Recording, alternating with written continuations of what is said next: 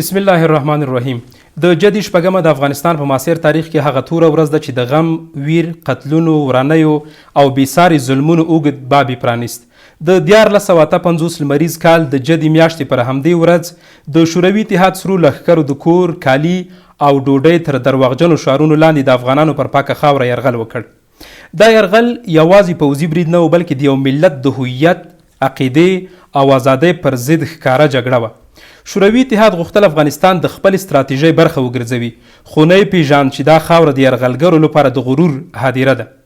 همدا ورځ د افغان ولس د اوږدو کړاوونو پیل شو، خو په عین حال کې د نړۍ پر مخ د یو ستر زبرځواک د زوال او ماتې د پیل زنګ هم وګرځېد. اوس پوښتنه دا ده چې چا او د کومو موخو لپاره دا ورځ پر افغانستان راوستله؟ آیا د شوروي اتحاد یرغل یوازې پوځي یرغل و که تر شا ژور سیاسي، ایډیالوژیک او ستراتیژیک اهداف هم موجود وو؟ او آیا نننی سیاست د پرون له تجربو زده کړه کړې که لا هم تکراري خطر شته دی؟ تحلیل ته ښه راغلاست. زه محمد عمر ځواک یم. د همدې موضوع په تړاو مو د بحث درانه میلمانه د سیاسي چارو شنونکی ډاکټر معین ګل څمکنی صاحب، د سیاسي چارو بل شنونکی هیواد زازی، تاسو دواړه ته ښه راغلاست وایم. ډاکټر صاحب، د جدي شپږمه د افغانستان په معاصر تاریخ کې څه ډول ورځ ده؟ ولې دا ورځ د تورې ورځې په نوم نومول کیږي؟ مننه. د لوی بخونکي مهربان الله په نامه تاسو ته او قدرمن زازي صاحب ته ټولو لیدونکو اورېدونکو ته سلامونه وایم. علیکم سلام. زه به لږ ورته شاته شم چې تر څو دغې ورځې ته راورسېږو، ځکه ډېره ننګینه ورځ وه. په کله چې دویم نړیوال جنګ پای ته ورسېده، چې هغې جګړې د ځان سره 50 میلیونه انسانان د ځان سره یوړل، نو د هغې نه وروسته اروپا په خپل غم باندې اخته وه. بله. کله چې هغوی و هدف ته ورسېدل، بیرته ځانونه ورغول، نو دوی سره دا سوچ وو چې بالاخره د هغه افغانستان چې ستراتیژیک، جیوپولیټیک، جیوکانومیک هغه لري، نو بیرته یې رامخه کړه. نو د دغې دپاره پخواني شوروي اتحاد نیت درلودو چې د افغانستان په طرف ته دوی ګام پورته کړي چې تر څو دوی د ځان سره ولري. بله، افغانستان جغرافیه خاوره. نو د دغې دپاره دوی په افغانستان کې ډېرې لویې رغنیزې پروژې په کار واچولې. نو په زیات شمېر کې محصلین د روسیې په پوهنتونونو کې زده کړو ته ور وبلل. خو کله چې په افغانستان کې د شرق و غرب هغه نظریات په قوت راغلل، په 1440 کال کې زموږ په کابل په پوهنتون کې له بعده مرغه د ډلو ټپلو ترمنځ چې د هیوادونو نیابتي ډلې جوړې کړې وې، برخورد رامنځته شو. په هغې کې یو تعداد چې اخوان المسلمین ورته وایي پاکستان په طرف لاړل، او هغه چاپیانې چې ورته ویل هغه په افغانستان کې پاتې شول. نو په دې کې د KGB ډېر ژور لاس و. هغوی راغلل بالاخره چې په افغانستان کې دوی کودتاوې وکړي، د روسي استخبارات. بله. هماغه و چې ورلمخه د ظاهرشاه په مقابل کې داود خان سپینه کودتا وکړه، خو البته په هغه کې د چپي ګوندونو خلک پکې برلاس وو. نو هغې نه وروسته چې کله د داود خان برنامې ولیدلی شوې، هغه 2 کلن او 15 کلن پلان ولرلو چې اوس هم په هماغه پله باندې روان دی. اوس هم روان دی. نو دا د غرب دپاره او حتی د شرق دپاره د منلو نه وي، ځکه افغانستان یو جمپ کوو پورته. نو هماغه و چې دواړو خواو ته دسیسو باندې شروع وشوه. که دا پروژې تطبیق شوې وای، نو نن به په آسیا کې به د افغانستان مثال نه و، ځکه موږ هر څه لرو او اراده لرو. افغانان خو په هر څه کې ځیرک دي. په دې پروژو کې څه وو چې دومره مهمې پروژې موږ دوی ته نوم ورکوو؟ نو دا خو داسې دی چې اوس دوی کسه د نن چې کشتیبه دی، دا ډېر لویه برنامه دی. همدغسې د سلنګونو مسله وه پکې، د انرژۍ تولید وه چې په هغه کې سروبی دی او نغلو دی، او همداسې د درونټې باندې، همداسې د یغه خواته د هرات په کندهار په طرف ته. ډاکټر صاحب، دغه پروژې چې افغانستان خپل ځان بسیانې ته رسولو، که چېرته تطبیق شوې وای؟ که دا تطبیق شوې وای، دا طبیعي خبره وه، ځکه د موږ که بېلې دې نه ووایو چې مبالغه نه وي، د افغانستان د مندلیف جدول ټول دلته موجود دی. نو دغې په خاطر باندې افغانانو سره یو رقم ته په افغانستان په سر باندې یوه کشله روانه ده، دایما د شرق و غرب. ښه راغلو دې ته چې وروسته بیا د داود خان باندې کودتا وشوه د میر اکبر خیبر د وژلو نه وروسته هماغه و چې بالاخره په طرز کې د افغانستان د خلق دیموکراتیک ګوند واک ته ورسېدو بیا د دوی ترمنځ ستونزې رامنځته شوې ډېرې سره ووژل په خپل منځ کې خو کارمل په هماغه وخت کې د پرچم د جونا د ډالې مشر و چې په چکسلواکیا کې سفیر شو هغه سره بیا KGB راوغوښتو مسکو ته بالاخره یې داسې یوه جوړه کړه سناریو چې دوی بالاخره وښیي چې په افغانستان کې ستونزې دي باید موږ هلته لاړ شو خپل د خوښې حکومت را جوړ کړو دوی نو بلدون له دې نه چې د نړیوالو حقوقو ته پام وکړي یغو د ګاونډي حقوقو ته پام وکړي دوی په افغانستان نه په ډېره ځوانمردانه ډول سره دوی په افغانستان باندې حمله وکړه چې افغانستان یې د پښو لاندې کړو خو دا چې دا ورځ د افغانانو دپاره یوه ډېره تر ټولو توره تاریخي ورځ ده هیڅ کله به د دوی عاملین ونه بخي او امیدوار په دې یم چې کله د اجتماعي عدالت خبره کیږي نو په هغه وخت کې به د دغو خلکو نه به هم پوښتنه ډېره مننه ډاکټر صاحب ځاځی صاحب آیا د شوروي یرغل یوازې پوځي یرغل و که تر شا یې ژور سیاسي ایډیالوژیک او ستراتیژیک اهداف موجود و مننه بسم الله الرحمن الرحیم سلامونه تاسو ته څمکني صاحب ته او ستاسو قدرمنو لیدونکو ته علیکم السلام ګورئ کله چې د افغانستان په سر باندې د بریتانوي هند او د تزاري روسیې ترمنځ 19مې پیړۍ څخه تر 20مې پیړۍ تر لومړیو 2 لسیزو پورې یا 1.5 لسیزو پورې ښه تود رقابت موجود و یعنی افغانستان د وهایلې منطقې په توګه باندې مطرح و دلته خو کله چې په 1919 کال کې په روسیه کې انقلاب رامنځته کیږي لینن واک اخلي او 300 کلن حکومت یا تزاري روسیه یا سلطنت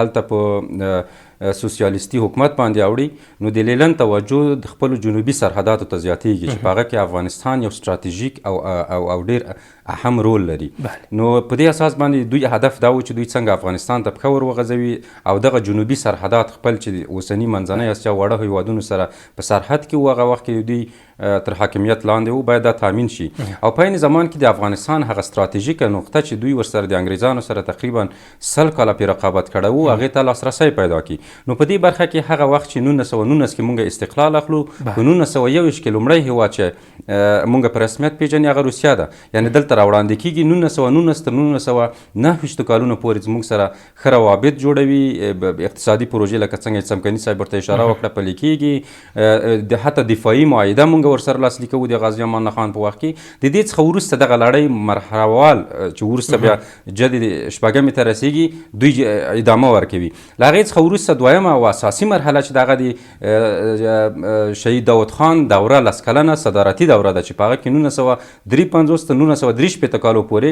دلته نظامي ځوان افسران فرانسې هغه ته لیږل کېږي روسیې ته هلته روزل کېږي هم په ایډیالوژیک شکل باندې هم په نظامي شکل باندې دوی ته ټریننګ ورکول کېږي په بېلابېلو برخو کې په دې برخه کې دوی هم په فرهنګي برخه کې هم په سیاسي برخه کې هم په نظامي برخه کې سرمایه ګذارۍ ته راوړاندې کېږي او بله مرحله بیا د 1980 څخه تر 1980 کلونو پورې دا مرحله دوی هغه تکمیلي اوج ته رسوي چې دا بیا هغه خلک چې هلته روزل کېږي راوړل کېږي دلته په د 1915 کې یا 1916 کې د خلق دیموکراتیک ګوند را ایجادېږي چې وروسته بیا په 2 شاخو باندې تقسیمېږي چې یو خلق ده او بل پرچم ده دوی تضاد بیا رامنځته کېږي نو هغه خلک چې هلته وړل شوي وو ډېری هغه ځوان افسران چې وو په دغه برخه کې دوی ځای په ځای شول هم په فرهنګي برخه کې هم په سیاسي برخه کې په ځانګړې توګه په نظامي برخه کې چې استخباراتي رول دوی دپاره لرلو نو بالاخره دغه پروسه راځي تر هغه وخته پورې چې په کابل پوهنتون کې هغه تضاد دوو ډلو ترمنځ رامنځته کېږي په عین زمان کې په فرهنګي برخه کې لکه څنګه چې تاسو پوښتنه وکړه په فرهنګي برخه کې مجلې چاپ کېږي چې هم مارکسیزم ته او هم لیننیزم ته دوی هلته عملا تبلیغات کوي خلق مجله پرچم مجله په شعله جاوید و مثلا پیام وجدان په نوم دغه مجلې راجګېږي او نشرات کوي د مارکسیزم دپاره دوی طبقاتي سیستم سوسیال سیستم یو فکر یو ایډیالوژۍ ته دوی کار کوي نو په دې اساس باندې بالاخره کله چې داخلي تضاد دغه دوه ګروپونو چې خلق و پرچم و په سر کې د خلقیانو په سر کې حافظ لامین و ترکه و چې بالاخره حافظ لامین بیا ترکه هغه کوي وژني. د هغې څخه وروسته دغه پروسه پیلېږي چې زمینه مساعدې کې چې شپږم د جدې رامنځته شي او روسان مداخله کوي. د 1958 کال د هرات د اغتشاش څخه وروسته یا د هغه څه چې موږ ورته انقلاب وایو د هغې څخه وروسته دغه مجبوریږي روسان چې هم راشي دغه حکومت په لاس کې واخلي او هغه سرمایه ګذاري چې دوی په تېرو څو لسیزو کې کړې د هغه بې ثمره پاتې نه شي او هم په عین زمان کې دوی جنوبي اسیا ته لار پیدا کړي او هغه جنوب او شمال کوریدور چې موږ یې اوس پې یادوو چې د هند او د روسیې ترمنځ غځول کېږي په اقتصادي برخه کې د دې د تطبیق دپاره په هغه وخت کې فکر موجود و. په عین زمان کې د ګرمو اوبو ته تګ او په دې کې بیا نور هیوادونه هم متضرره کېدل چې پاکستان یې موږ یادولی شو. نو په دې برخه کې زمینه سازي وشوه او شپږم د جدې رامنځته شوه چې بالاخره د شپږم د جدې څخه چې کوم ثمر موږ ته راپاتې شو هغه ډېر ویجاړونکی و او دا هغه توره ورځ ده چې زموږ معاصر تاریخ کې به په تورو کرښو لیکل کېږي او لیکل شوې ده او دا د افغانستان دپاره ډېره ګران بیه تمامه شوه. میلیونونو شهیدان یې زموږ څخه واخیستل، په میلیونونو یې مهاجر کړو او هغه ثمره تر اوسه پورې په بده ورځ باندې موږ لمانځو او تر اوسه پورې هغوی هغه منفي اثرات په ټولنه کې او د حکومتي سیستم کې لیدل کېږي. څمکنی صاحب، ځاځي صاحب ځینو نقطو ته اشاره وکړله چې دې نه معلومیږي چې یو هیواد چې په بل هیواد باندې یرغل کوي، زبرځواک یرغل کوي، حتما په کور دننه ځینې کسان شته په هغوی پانګونه کړې وي، هغوی ذهنیت یې جوړ کړی وي تر څو په ټولنه کې نفوذ پیدا کړي او بل فکر ډېر زر ومني. افغانستان کې هغه څیرې څوک وې چې شوروي اتحاد افغانستان ته رهبري کړل، اوس یې تاریخ څه ډول قضاوت کوي د هغو خلکو په څهرو باندې؟ دغه ته به بیا لږ وروسته راشم، یوه زاویې نه به بله زه کتنه وکړم. دغه موږ د لاس د آلو په شان سره استعمالیږو، موږ افغانستان نه بلکې ټوله وروسته پاتې هیوادونه. کله چې دویم نړیوال جنګ پای ته رسیږي، د امریکې د هغه وخت رئیس جمهور نیکسن او د انګلستان صدر اعظم چرچل او همداسې د روس ولسمشر یوسف ستالین دا په کریمیا کې په یالتا یوه ځای دی، په هغه کې ملاقات کوي، لیدنه کوي. نو هغلته د یلسن د دوی سره برخورد ډېر اتیا عادي و، ځکه دا عادي و چې هغه ورته وایي چې جګړه ما ګټلې ده، نو تاسې اوس راغلي په مړه ښامار کې چوړې سترې کوئ. نو هماغه وخت کې چې هغه تر نڅي دوی دواړه پاتې کېږي، یوسف ستالین ترې وځي، دوی پاتې کېږي. نو چرچل د ګیرې لاندې خپل امسا نسي، نو وایي چې د موږ راتلونکی دښمن څوک دی. ځان سره بیا ځواب هم ورکوي چې سوسیالیزم. بیا وایي چې د سوسیالیزم په مقابل کې چی نه باید کار واخلو، وایي د اسلام نه، ایډیالوژۍ نه. ښه، دا د دوی یوه برنامه وه. بالاخره د هغې نه وروسته چې په 1946 کال کې د ملګرو ملتونو مؤسسه رامنځته کېږي، افغانستان یې په 1940 کال کې په هغه غړیتوب اخلي. نو دلته چی کېږي چې د دغو هیوادونو ترمنځ یو فکر رامنځته کېږي چې موږ د منځني ختیځ دپاره او د اسیا دپاره باید یو دوه ادرسه ولرو، چې د منځني ختیځ دپاره اسرائیل جوړ کړل او د جنوبي اسیا کل کې د اسیا دپاره پاکستان جوړ کړل. بالاخره په دې وپېدل دویم نړیوال جنګ کې د روسانو نه سخت انګلیسان وویرېدل، د هند لویه وچه یې پرېښودله. خو تر شاید داسې یو د زحمت او چې تر اوسه پورې تور مثلث یې پر یخی دی. افغانستان وګوره، د پاکستان سره سرحد، بیا د هند سره سرحد، بیا د هند چین سره چین، بیا د پاکستان سره، داسې یو جنجال یې پرېښودو سیمه کې و. په سیمه کې د دغې دپاره یې طرح یو برنامې وړاندې کړي چې بالاخره د روس په مقابل کې دوی مؤثره مبارزه وکړي. نو د دغې دپاره دوی اړتیا لرله چې هغه د دوی د ایډیالوژیو مطابق سیاسي نیابتي ډلې رامنځته کړي. اوس که څه چپیانو کې همدغه نور محمد ترکی و، کارمل و، حفیظ الامین و، سلطان علي کشمن و، غلام دستگیر پنشیرای و، ډاکټر خیبر و، امثالو هم نور ډېر پکې و. همدغسې د اخوان المسلمین کې همدغه استاد رباني و، ګلبدین حکمتیار و، احمد شاه مسعود و، سیاف و وغیره وغیره، دا ټول په دغه کې. خو د اخوان المسلمین هغه چې به غربیانو هغه ترشای غربیانو او د نورو ترشای شرکیانو. بالاخره په دغه منځ کې دغه خلک د دوی دپاره کار کوي، تمویلیږي، تجهیزیږي. په افغانستان کې دوی عملا په کار شروع کوي. لکه شغله جاوید چې د چین د ماودي پیروانو له جملې له ماوستان چې موږ ورته وایو، حزب دموکراتیک خلک افغانستان هغه د روسانو د هغه نه و، همدغسې اخوانیان د امریکې او د انګلستان د سعودي عربستان تر هغه لاندې و، سیوري لاندې و. افغان ملت ګوند هم د پاکستان او د یو تعداد هیوادونو ترمنځ هغه کېدو. خو دغه کشمکش شروع کړو بالاخره په افغانستان کې. دا اولین وار و چې په افغانستان کې دوی د ټولنې هغه نظریاتي تجزیه رامنځته کړي چې په یوه ګوند کې به یو ورور و، په بل ګوند کې به بل ورور و. هغوی په دواړه هغه حتی د ډوډۍ په وخت کې زه مثالونه لرم چې جنګ به وکړو، یعنی کورونو ته یې بدۍ راوړي، پلرینو ته یې بدۍ راوړي، قومونو ته یې بدۍ راوړي. بالاخره دا د استعمار یو شکل د مبارزې ده چې څنګه لکه انګلیسان چې ډیوایډ اینډ رول تقسیمی کا حکومت پې وکړه، بالاخره دا فساد راوړو. زه فکر کوم چې لکه اوس وخت کې چې د خلق دیموکراتیک ګوند د غړو نه پوښتنه وکړي، هر یو پښیمانه دی ځکه دوی دومره په تیوریټیک لحاظ نه روزل شوي، یوازې د احساساتو لاندې راغلي وو، بس سور شین باغ ورته جوړ شوی و. که اوس د اخوان المسلمین د خلکو نه پوښتنه وکړي، هغوی هم پښیمانه دي، هغوی هم دومره تجربه او اړتیا نه لرله چې د موږ نه به په کوم وخت کې څوک څنګه د ځان په نفع کار اخلي، لکه وګونې اوته ګونې چې رامنځته در حال کې چې یو حزب اسلامي و. همدغسې ماوستان هم دا فکر کوي چې ښه موږ د څه دپاره پس دومره ستونزې وګاللې، اوس چې کله ټولنې تکامل وکړو، داسې نه دی چې دا یو تعداد وایي چې په جنګ کې به څه تکامل وکړي. نه نه نه نه، جنګ یا سختي هغه یوه پروسه ده چې انسانان روزي. نو اوس د هر د تاسې نوی نسل دا داسې فکر نه کوئ، تاسې اوس په دې باندې تاسو پیدلی وئ چې کورنۍ جګړه دا په دې معنا چې د ما د هیواد ړنګېدل او اختلافات به نظریاتي وي، بل ته زمینه برابرول و بل ته زمینه برابر. اوس که امارتي دی او که غیر امارتي دی، په دې فکر کوي چې دا هیواد څنګه آباد کو.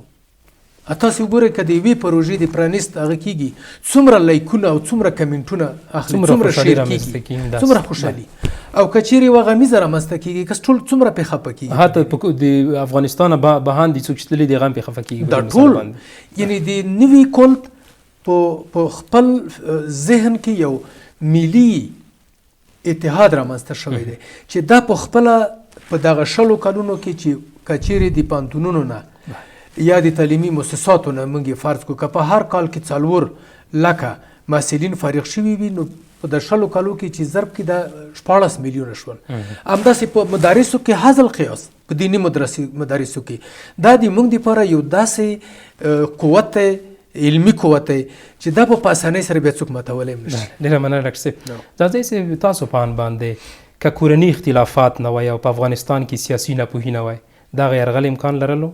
ښه، دا خو همدغه مسایلو زمینه سازي دې ته وکړه چې روسان راشي او دې دپاره روسانو کار کړی و، او تر هغه وخته پورې چې دوی د زمینه سازي نه وای کړی، ژور استخباراتي کار یې نه وای کړی، فرهنګي کار یې نه وای کړی، خلک یې نه وای روزلي، احزاب یې نه وای رامنځته کړي، او هغه احزاب بیا تقسیم کړي نه وای، په هغه د افرادو ترمنځ حتی قومي ټکر یې د احزابو ترمنځ رامنځته کړو او هغه احزاب یې په قومونو باندې وویشل.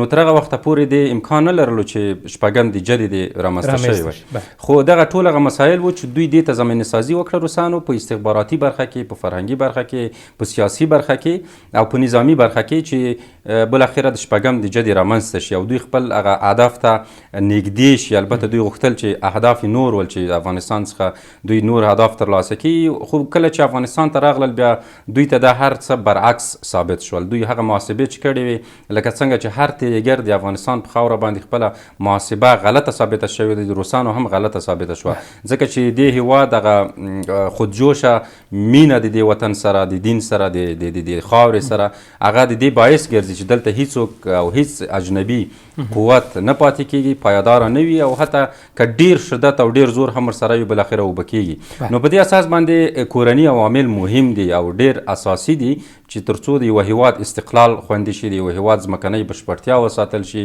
د یوه هیواد ارزښتونه وساتل شي، د یوه هیواد سیاسي ثبات تامین شي، د یوه هیواد د نظامي قوت پیاوړی شي، اقتصادي رفاه ته ورسیږي، په دې کې ملي یوالی یا هغه فکري یوالی ډېر مهم ده چې په یوه ټولنه کې په ځانګړې توګه په سیاسي قشر کې موجود وي. د نظر ټکر هغه یو بیل بحث ده. ولې د ملي منافعو په تعریف کې تضاد روایتونه دا بیا د دې لامل کېږي چې څنګه سیاسي قشر په بېلابېلو برخو تقسیم شي.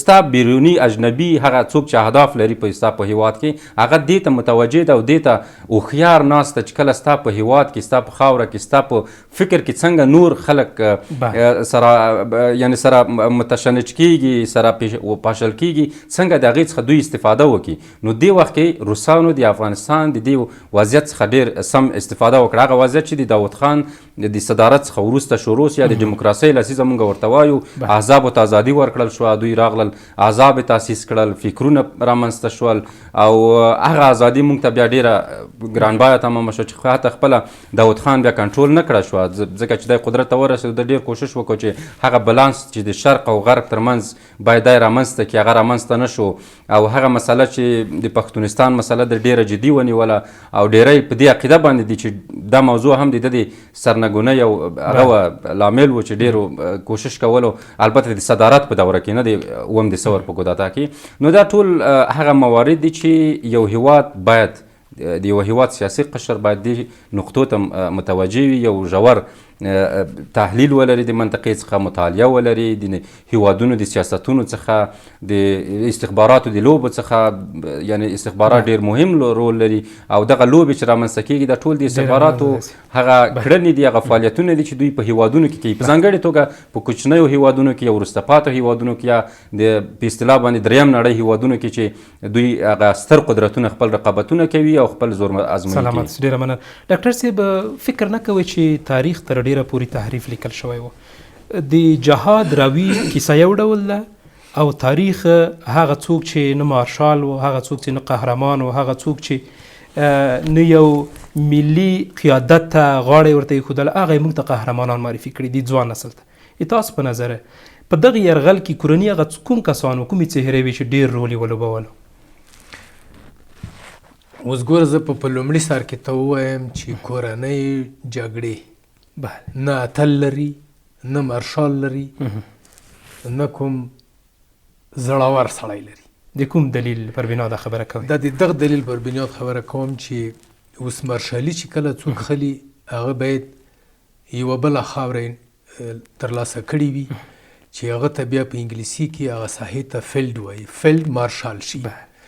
مارشالي چې اخلي ته به دا وړتیا ولري، تا تعلیمات او تحصیلات ټول باید یعنی ته باید په د پاوس په علومو کې یو څو کتابونه ته باید لیکلي وي، ته باید پی ایچ ډي پکې ولري، یعنې هغه ته ارکان حرب یایي. دا یو معیار دی. بل د کورنیو جګړو کې چې کله د اتل کلمه چاته استعمالیږي، هغه په هغه صورت کې چې د افغان په وینو لسونه نه وي سره. نو دلته اوس ځینو خلکو په یو وخت کې د خپلو اتلانو ته چې اوس دوی یادوي موږ ته، هغوی د توپک د میل په زور باندې چې کله د اساسي قانون لویه جرګه د کرزي صاحب په وخت کې دایره شوه، یو تعداد یې پرې ومنل. دلته بیا یو تعداد داسې کارونه وشول چې د ټولنې هغه ملي ارزښت راټیټ کړي.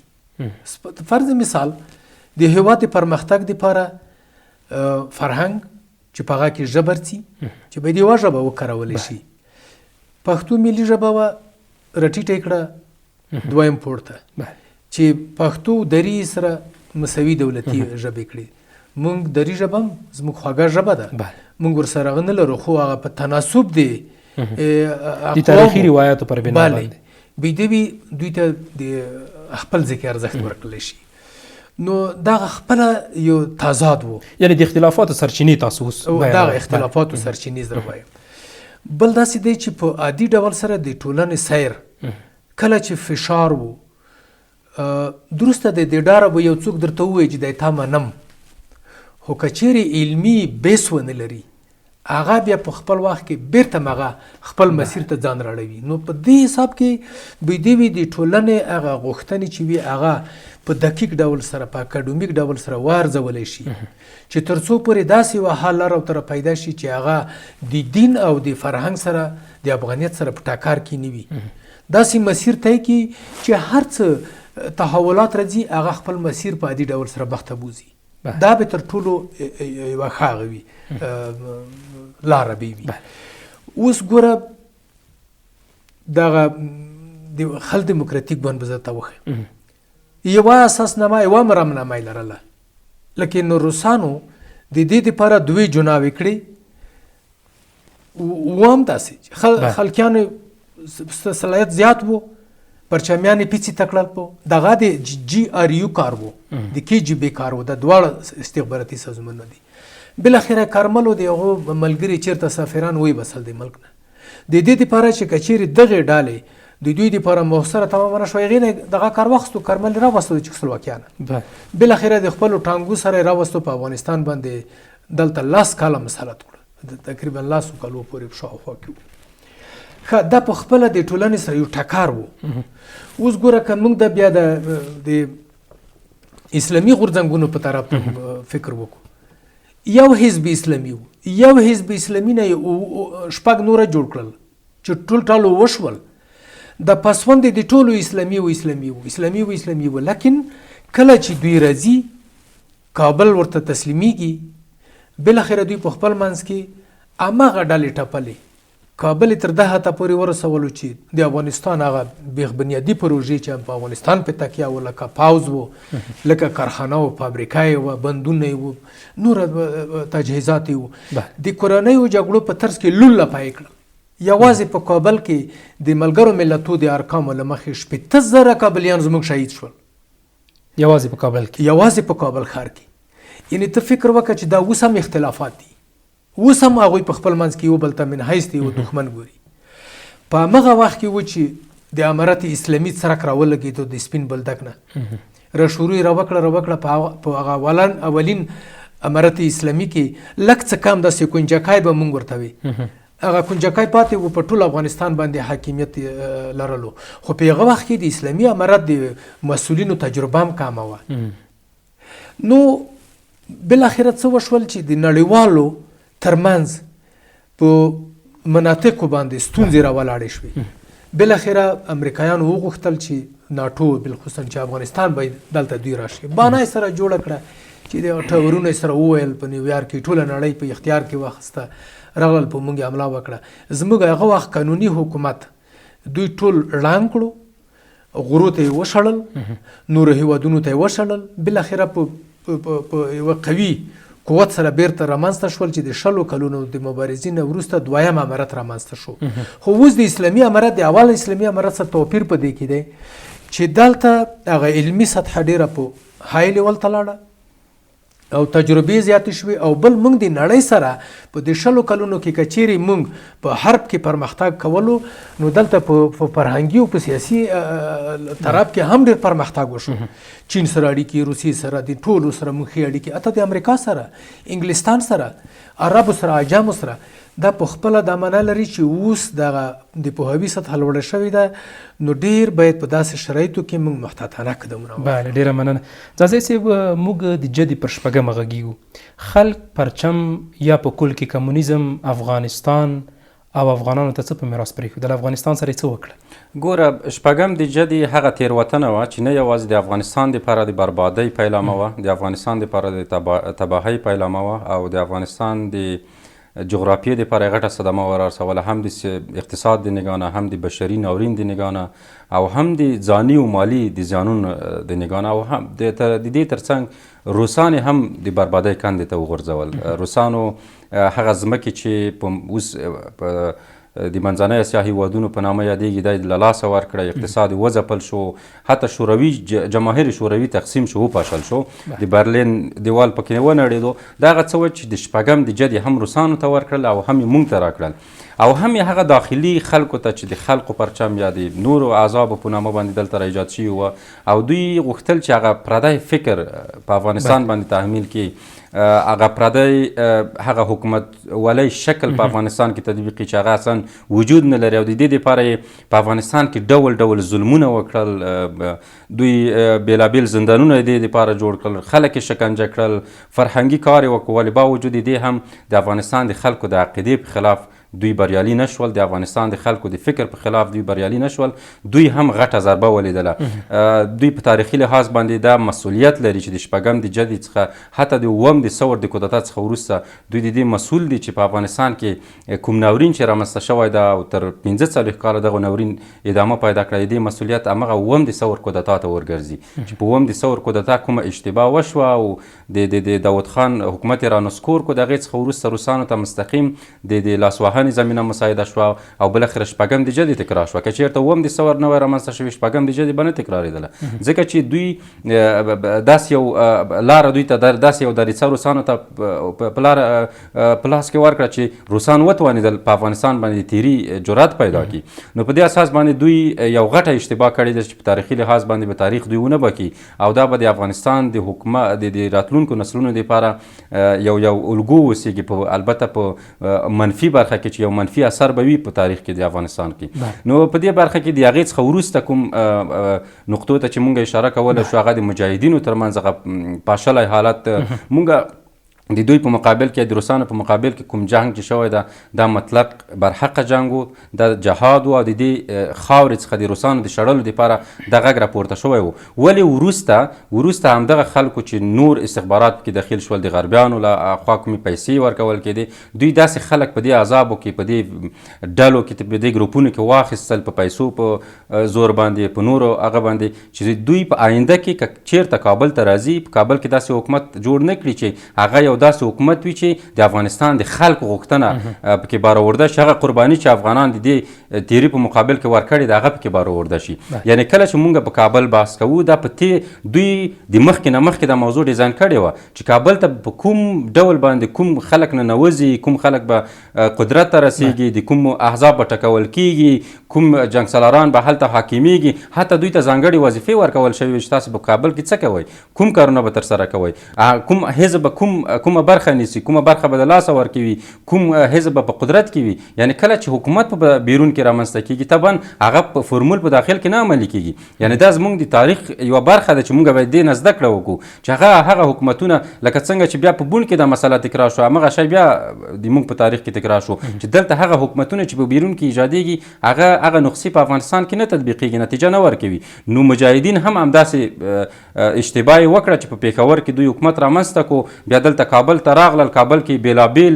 داسې کارونه متاسفانه وشول چې هغه تیر جنایات هم د خلکو د ذهن څخه وباسل دلته بېلابېلې ډلې رامنځته شوې قتل عامونه وشول او داسې یو وضعیت رامنځته شو چې هغه د روسانو وضعیت هم د خلکو د ذهن څخه وباسلو بیا راځو په دې جګړو کې قهرمانانو مثلا هغه خلک چې ځان ته قهرمانان وایي یا ځان ته وړونکي وایي یا نور بایلونکي ګڼي په دې اساس باندې مونږ کله چې یو داسې یو حالت ته ورسېدو چې مونږ په خپلواکه توګه باندې یو محکمه رامنځته کوی شو او هغه محکمه په عادلانه شکل باندې په شفاف شکل باندې د دې څېړنې واک صلاحیت قدرت ولري او د دې څېړنې عادلانه قضاوت کولی شي چې په افغانستان کې په تیر 45 کلونو کې کوم کارونه چې شوي دي هغه خلک رامخته کړي دي د شروع نه تر پایه پورې چا څه کړي دي کوم جرمونه یې کړي دي دا محکمه رامنځته شي په هغه وخت بیا مونږ قضاوت کولی شو چې څوک قهرمان ده او څوک وړونکی ده او څوک بایلونکی ده قهرمان لکه څنګه چې سمکاني صاحب هم ورته اشاره وکړه کورنۍ جګړې قهرمان نه لري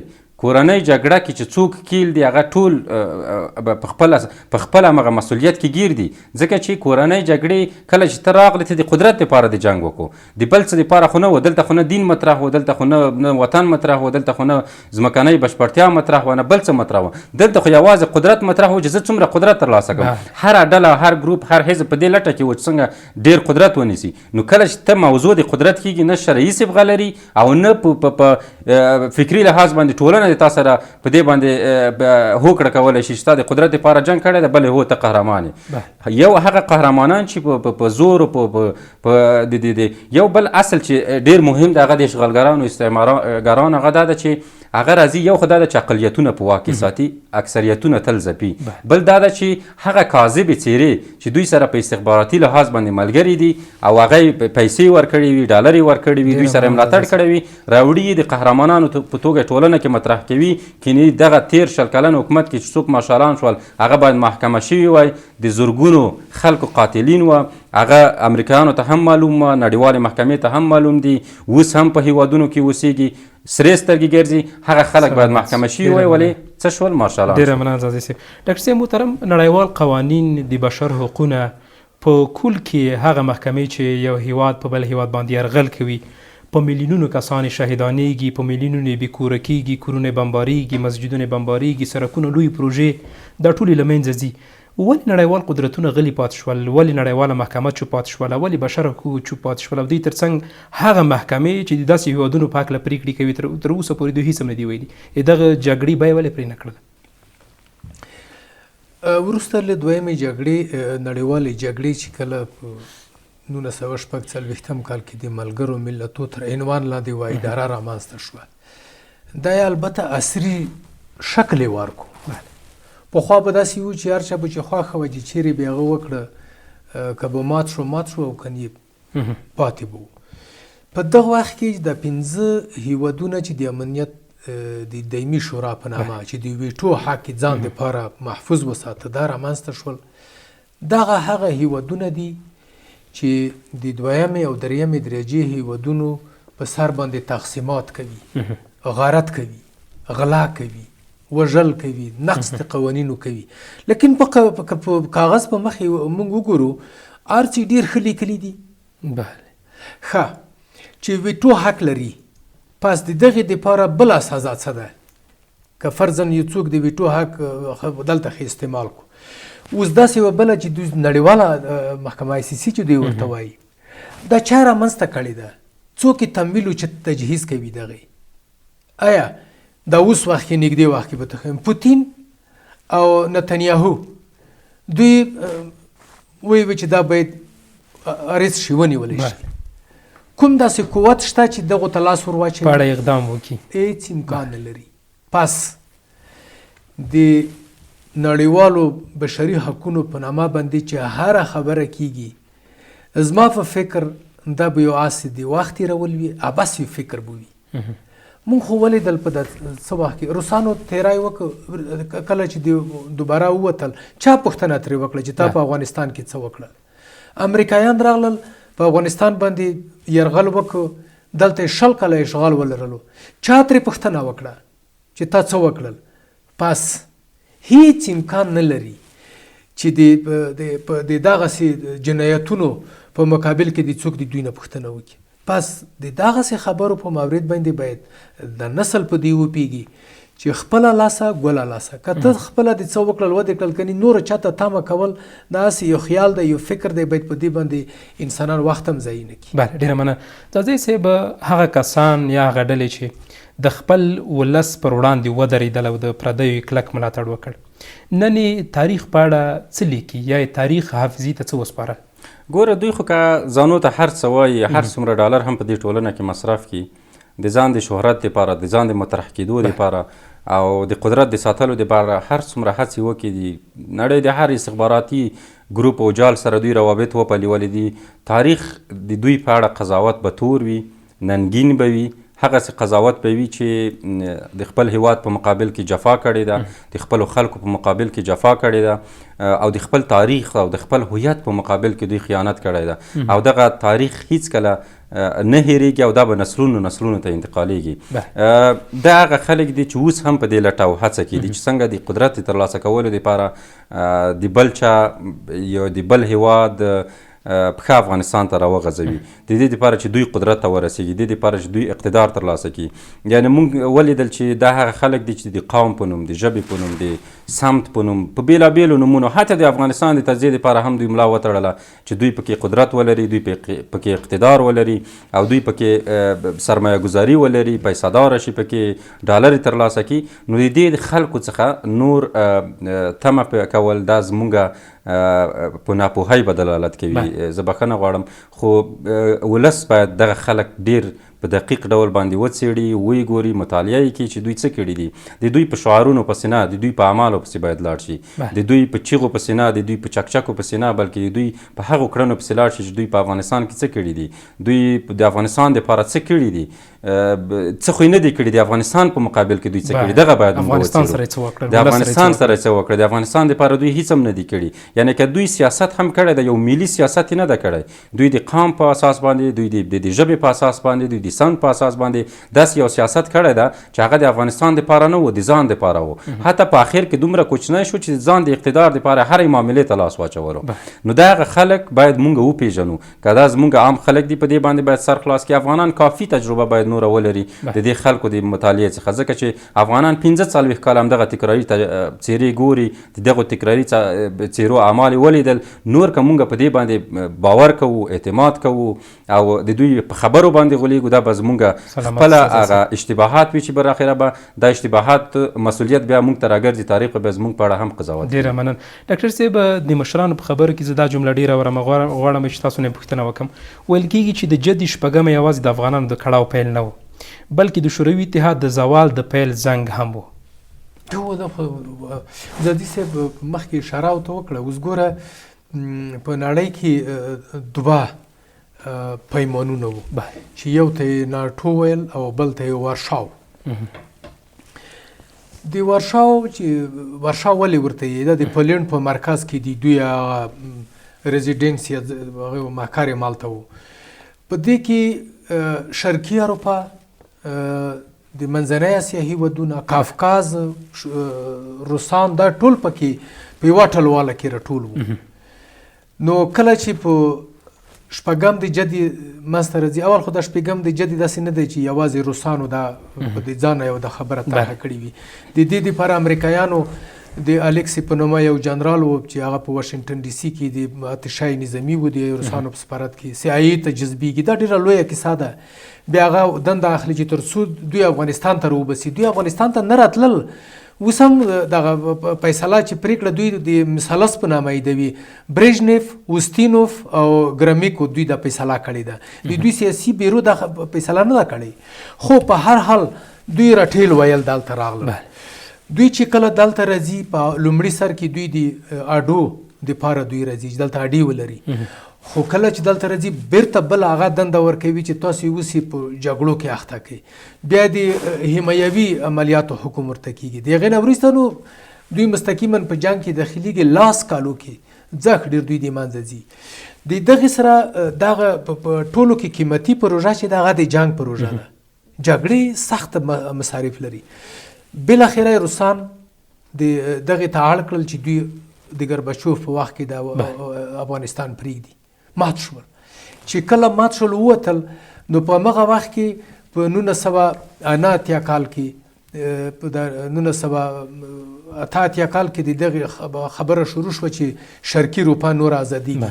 د برلین دیوال ړنګ شو، شرقي و غربي آلمان سره یو شول. ورو ورو هیوادونو خپلواکۍ اخیستې اعلانولې چې تر څو یوازې شوروي اتحاد پاتې شو. دا ورته الهام شو په افغانستان باندې یرغل دا ورته د نقص شو، ځکه دوی نشوی کولی چې نورې تمویل کړي د جګړه. نو د دې تر څنګ هلته امریکایانو لکه اوس چې پوتین د دوی په مقابل کې لوبه کوي، هغه وخت کې دوی هم لوبه کوله. ډالې ټپلې پکې روزلې، هیوادونو ته چې تاسو استقلال واخلئ، نغدي مکافات به ورکول.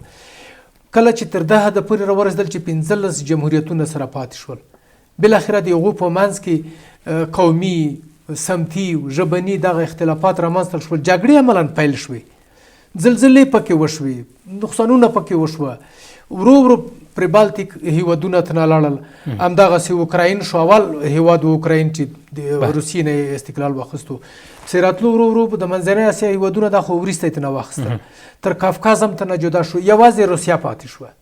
نو دغه و چې د شپږم د جدي نتیجه که چیرې موږ ته د سر په بیه تمامه شوه، نو د دوی هم د چا خبره بیخ به وایستلو.